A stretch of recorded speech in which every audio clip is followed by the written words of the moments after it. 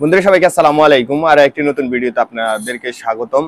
তো আজকে আলোচনা করব যে আপনি কিভাবে শুরু থেকে আপনি বুঝতে পারবেন যে আপনার গাভীটার ক্যালসিয়ামের শর্ট আছে শরীরে। কারণ এটা যদি আপনি শুরু থেকে বা প্রাথমিক অবস্থা যদি বুঝতে পারেন, সেক্ষেত্রে আপনার গাভীর বড় ধরনের কোনো সমস্যার হাত থেকে আপনি বাঁচতে পারবেন বা গাভীকে বাঁচাতে পারবেন আর কি। তো আসলে এ ধরনের কিছু সিমটম আছে, যে সিমটমগুলো আপনি যদি প্রথম অবস্থায় যদি বুঝতে পারেন যে আসলে আপনার গাভীর ক্যালসিয়াম শরীরে ক্যালসিয়ামের শর্ট আছে, সেক্ষেত্রে যদি আপনি ওই প্রাথমিক অবস্থা থেকে যদি ওর চিকিৎসা করতে পারেন, তাহলে আশা করি যে আপনার গাভীটা বড় ধরনের কোনো ক্ষয়ক্ষতি হবে না। তো মূলত হচ্ছে যে আজকের ভিডিওতে আপনাদেরকে জানানোর চেষ্টা করব আসলে যে গাভীর যদি আপনার শরীরে যদি ক্যালসিয়ামের ঘাটতি থাকে, সেটা আপনি প্রাথমিক অবস্থায় কিভাবে বুঝবেন আর এর লক্ষণগুলা কি কি আর কি। তো বন্ধুরা, আপনি যদি আমার চ্যানেলে নতুন হয়ে থাকেন তাহলে অবশ্যই চ্যানেলটাকে সাবস্ক্রাইব করে পাশে থাকা বেল আইকনটি বাজিয়ে দিন। আর শুরু থেকে শেষ পর্যন্ত দেখে যদি ভিডিওটি ভালো লাগে অবশ্যই একটা লাইক দিয়ে দিবেন। আর কমেন্টে যদি কোনো প্রশ্ন জানার থাকে অবশ্যই কমেন্টে লিখতে পারেন, আমরা অ্যান্সার দেওয়ার চেষ্টা করবো ইনশাআল্লাহ। তো বন্ধুরা, আসলে হচ্ছে যে আমরা সাধারণত যারা গাভী পালন করি তারা সবসময় একটা সমস্যার পড়ি, সেটা হচ্ছে যে গাভীর অনেক সময় দুধ কমে যায়। দেখা গেছে কিছুদিন দুধ দোয়ানোর পরে গাভী হঠাৎ শুয়ে গেছে, ও আর উঠে দাঁড়াইতেছে না আর কি। তো আপনি দেখছেন ডাক্তার নিয়ে আসছেন, তখন দেখা গেছে আপনার ডাক্তার বলতেছে যে ওর শরীরে ক্যালসিয়ামের শর্ট আছে, ওকে স্লাইন দিতে হবে বা ক্যালসিয়াম ইনজেকশন দিতে হবে। ওই একবারে দেখা গেছে আপনার ডাক্তারের খরচ টরচ মিলাইয়া প্রায় 5-6 হাজার টাকা চলে যায়। আর দেখা গেছে অনেক সময় আমি এমনও গাভী দেখছি যে আমাদের একটা গাভী প্রায় 7 থেকে 8 দিন পর্যন্ত টানা শুয়েছিল, ওই অবস্থায় ওকে খাবার টাবার দেওয়া হয়েছিল আর কি। তো একটা সময় ও যখন উঠে দাঁড়াইছে তখনও মানে ও সোজা হয়ে বেশিক্ষণ দাঁড়ায় থাকতে পারতো না আর কি, ধুলে দিলে পড়ে যেত। এভাবে প্রায় 15-20 দিন পর্যন্ত এই ধরনের সমস্যা ছিল। তো ওর ওই সময় ও 4 মাসের প্রেগনেন্ট ছিল আর কি। তো আমরা স্লাইন দিছি, এরপরে আপনার ক্যালসিয়াম ইনজেকশনও দিছি। ও তখন রিকভারি হইতে মানে মোটামুটি অনেক সময় লেগে গেছে। তো আপনি প্রাথমিক অবস্থায় যদি এই সমস্যাগুলার লক্ষণগুলা যদি বুঝতে পারেন, সেক্ষেত্রে আশা করি যে আপনি এই ধরনের বড় ধরনের সমস্যায় পড়বেন না।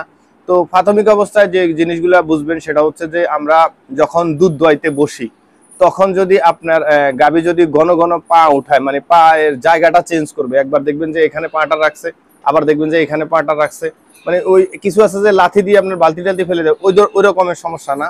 ও মানে পাটাকে ঘন ঘন মানে একবার এক এক পাতে ভর দিবে আর কি। মানে স্থিরভাবে যে দুটা পায়ের মধ্যে ভর দিয়ে দাঁড়ায় থাকবে, ওটা পারবে না। ওই এই ধরনের সিমটমটা যদি দেখেন আপনি, সেক্ষেত্রে মনে করবেন যে ওর শরীরে ক্যালসিয়ামের ঘাটতি আছে। আর একটা হচ্ছে যে 4টা বান অনেক সময় দেখবেন যে আপনার যখন গরু প্রথম বাছুর দেওয়ার সময় দেখবেন আমরা বানে হাত দিয়ে দেখবেন যে বানটা অনেক সময় আপনি তেল, আমরা তো সাধারণত সরিষার তেল দিয়ে দুধ দহন করি, ওই তেল লাগানোর আগে পানি দিলে বুঝবেন যে আপনার 4টা বান দেখবেন তেল তেলে থাকবে। আর যদি ওটা দেখবেন যে একেবারে আপনার ওই হাতে মানে শুকনা শুকনা খসখসা থাকে না, খসখসা যদি হয়ে যায়, অনেক সময় দেখবেন যে আপনার বাছুর বানে দুধ খায় না, কিন্তু আপনার বান ফেটে গেছে, আপনার মানে দুধ টানার ক্ষেত্রে আপনার বান ফেটে গেছে, তাহলে মনে করবেন যে ও শরীরে ক্যালসিয়ামের ঘাটতি আছে। এর পরবর্তীতে হচ্ছে যে অস্বাভাবিকভাবে দুধ কমতে থাকবে। মানে দেখা গেছে আপনার এখন 10 কেজি দুধ হইতেছে, হঠাৎ করে দেখবেন একদিন 9 কেজি হয়ে গেছে, 8, মানে ডেলি দুধ কমতে থাকবে আর কি। ওরকম কমতে থাকলেও মনে করবেন যে ওর শরীরে ক্যালসিয়ামের ঘাটতি হচ্ছে বা হয়ে গেছে আর কি। আর আরেকটা পর্যায়ে দেখবেন যে আপনার গরুটা সোজা হয়ে কখনো দাঁড়াবে না। মানে সোজা বলতে স্ট্রেট, যে আপনার যে চারির মধ্যে যে খাবারটা খায়, এভাবে যে লম্বা হয়ে বেশিরভাগ গাভী বা গরু দাঁড়িয়ে থাকে আর কি, চারিটাকে সামনে নিয়ে। কিন্তু ও দেখবেন কি চারির এক সাইডে দিয়া একটা রশিতে, মানে আমরা যদি 2টা রশি দিয়ে যদি গরুটাকে বেঁধে রাখি, সেক্ষেত্রে ও একটা রশির উপর দিয়ে ভর দিয়ে মানে টানা দিয়ে থাকবে সব সময়।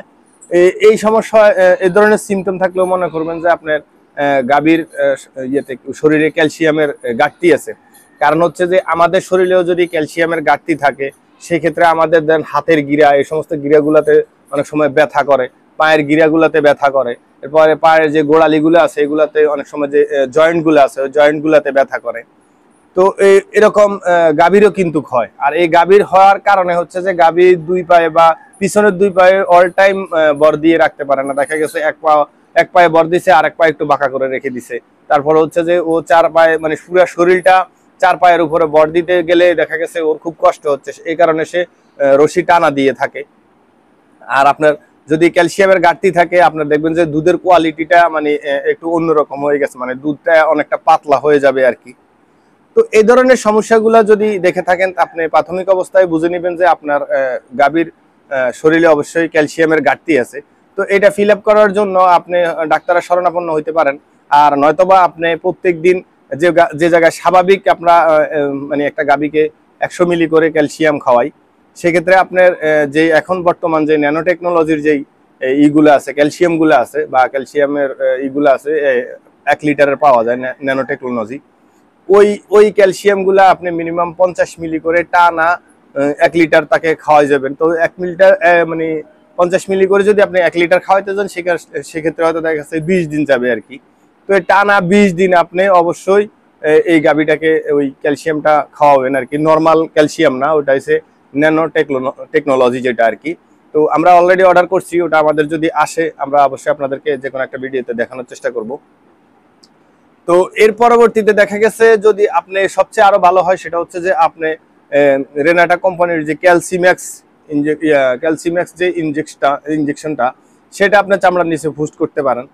সেক্ষেত্রে আপনার দেখা গেছে ঘাটতিটা ফিল আপ হয়ে যাবে। মানে 100 সিসির যেই আপনার ইটা আর কি, 100 সিসিটা পুরাটাই দেখা গেছে একদিন 30 সিসি দিলেন, পরের দিন 35 সিসি, পরের দিন 35 সিসি দিয়া ওটা পুরোটাই ওকে মেরে দিলেন। আশা করি 3-4 দিনের ভিতরে ওর এই মানে সব প্রবলেমটা সলভ হয়ে যাবে। আর পরবর্তী সময় আপনাকে করতে হবে যে প্রত্যেক দিন, মানে একটা কথা মনে রাখবেন, যদি এই ঘাটতিটা কেন হয়, কারণ হচ্ছে যদি প্রত্যেক দিন একটা গাভী যদি 10 কেজি করে দুধ দেয়, আর 10 কেজি দুই বেলায় যদি 10 কেজি দুধও দিয়ে থাকে, ওই গাভীকে মিনিমাম ডেইলি যদি আপনার নর্মাল ক্যালসিয়াম যদি হয়ে থাকে, সেক্ষেত্রে মিনিমাম 100 মিলি করে তাকে প্রত্যেক দিন অন্তত এক বেলা দানাদার খাবারের সাথে দেওয়া উচিত বা দিতে হবে। আর যদি দেন আপনি, সেক্ষেত্রে হয়তো দেখা গেছে আপনার এই ধরনের সমস্যার সম্মুখীন হবেন না। আর দুধেরও আপনার দেখা গেছে কোয়ালিটি আপনার চেঞ্জ হবে না। এরপরে হচ্ছে যে আপনার সময় মতো গাভী হিটে আসবে, বাচ্চা কনসেপ্ট করবে, তারপরে মানে অল টাইম আপনার মোটামুটি গাভীটা সুস্থ থাকবে, ভালো থাকবে। কারণ রোগ প্রতিরোধ ক্ষমতা যদি ভালো থাকে, সেক্ষেত্রে হচ্ছে যে গাভীও ভালো থাকবে, আপনার দুধের প্রোডাকশনও ভালো পাবেন, আপনার বাছুরও কনসেপ্ট করবে, মানে সর্বদিকে ভালো থাকবে আর কি, যেটাকে বলে আর কি। তো আশা করি এই পর্যন্ত দেখে থাকলে ভিডিওটা কিছুটা হলেও বুঝছেন। আর এইভাবে যদি মেনে চলেন, আশা করি এই ধরনের কোনো সমস্যা বা বড় ধরনের কোনো সমস্যা আপনারা পড়বেন না। তো পাশে থাকবেন আমাদের। এখনো যদি ভিডিওটিতে লাইক না দিয়ে থাকেন, অবশ্যই একটা লাইক দিয়ে দিবেন। আর এই বিষয়ে যদি আপনার কোনো প্রশ্ন বা মূল্যবান মতামত থেকে থাকে, কমেন্টে লিখতে পারেন, আমরা অ্যান্সার দেওয়ার চেষ্টা করব। আর এখনো যদি চ্যানেলটাকে সাবস্ক্রাইব না করে থাকেন, অবশ্যই সাবস্ক্রাইব করে পাশে থাকা বেল আইকনটা বাজিয়ে দিন, যাতে নেক্সট ভিডিওগুলো আপনি সবার আগে নোটিফিকেশন পেয়ে যান আর কি। তো দেখা হবে অন্য কোনো ভিডিওতে, অন্য কোনো বিষয় নিয়ে। ভালো থাকবেন, সুস্থ থাকবেন সবাই। আমাদের জন্য দোয়া করবেন। আসসালামু আলাইকুম ওয়া রাহমাতুল্লাহি ওয়া বারাকাতুহু।